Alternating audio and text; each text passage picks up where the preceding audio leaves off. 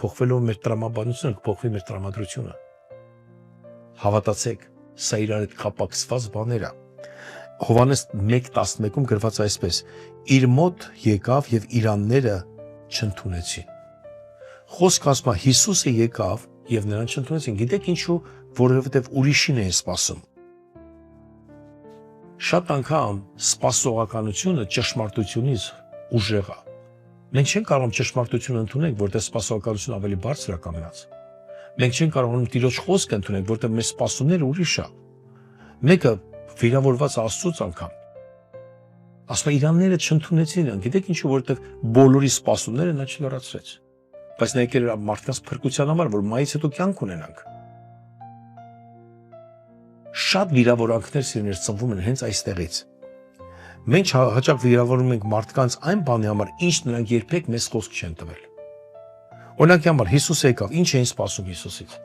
Սպասում էին մի կայսրական ժամանակաշրջան էր իհարկե դա, կայսրի, թագավորի, հզոր, բայց եկավ մեկը,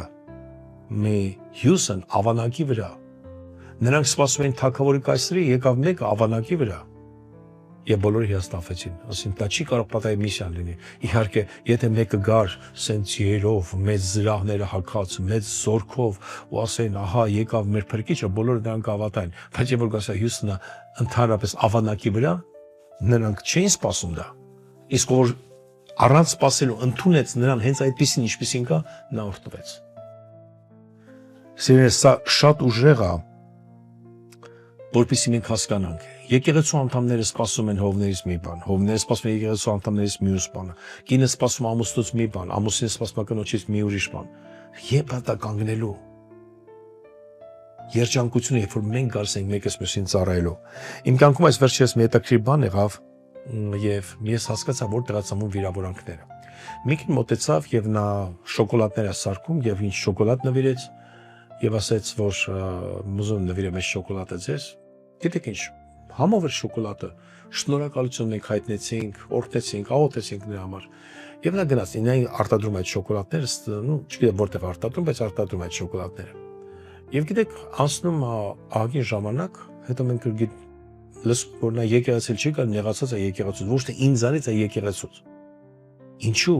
Եվ գիտեք պատասխանը որ նա ես բերեցի հովին շոկոլադ, տվեցի մի օր բեմից չասեց այդ շոկոլադի մասին։ Գիտեք դա արդար չի։ Ես խոսք տվել էի դա։ Եթե նա գար ինձ ասեր, հովիվ, ես քեզ ուզում շոկոլադ տամ, բայց դու պետքա դրա մասին խոսաս։ Միգուցե ես չէի հաստատ ես չէի վերցնի։ Ես չէի վերցնի, որտեղ ես չեմ սիրում ինչ-որ մի բան տամ, որի մասին ես պետքա խոսամ։ Միգուցե եթե իր կողմից մտածես, միգուցե նա ճիշտ է, չի որ տվեց, բայց գիտեք ինչ։ Ինչու սпасես այն, ինչ որ ես չեմ տվել, երբ որ ես չեմ մտածել։ Ինչի սпасես մարդու շնորհակալություն, եթե նա քեզ խոսք չի տվել շնորհակալություն տա։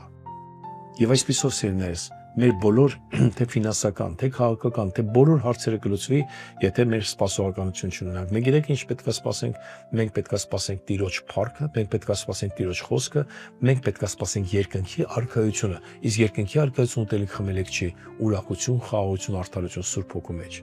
Եթե քո երկրում այսօր կա ուրախություն, խաղաղություն, արդարությանը դու կարող ես հասնես ու ոչ ոք քեզ թույլ չի արգելում ավետարներ քարոզես, դա երջանկություն է սիրելիս։ Առաջին Կորինթացիս 13-ին գրված է. սերը Իրանը չի փնտրում։ Եկեք փնտրենք աստվածային սերը։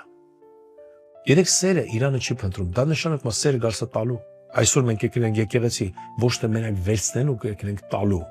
Եկեք ամեն մեկին տանք, սեր տանք, ուշադրություն տանք, օրհնենք։ Եթե այդ օր կերակուր է վաճառվում, ինչ որ բան վաճառվում է, մի հատ սուրճ առ մեկին վերցրու, մեկին օրհնի այդ սուրճը։ Եվ դուք տեսնես, երջանկությունը կգա քեզ մոտ, որտեղ երջանիկ այն մարդը, ով որ ինչ որ մեկին երջանկացնել գիտի։ Վերջերս գիտեք ինչ, մենք բոլորս ուզում ենք երջանիկ լինենք, բայց մենք չգիտենք ինչ է երջանկությունը։ Հավատացեք, ես արդեն այս տարի դառնում 60 տարի, կարող եմ 60 տարեկան, կարող եմ ձեզ խորհուրդ տալ։ Երջանկություն նրա մեջ է, եթե դու մեկին երջանկացնում ես, ինքդ երջանկանում ես։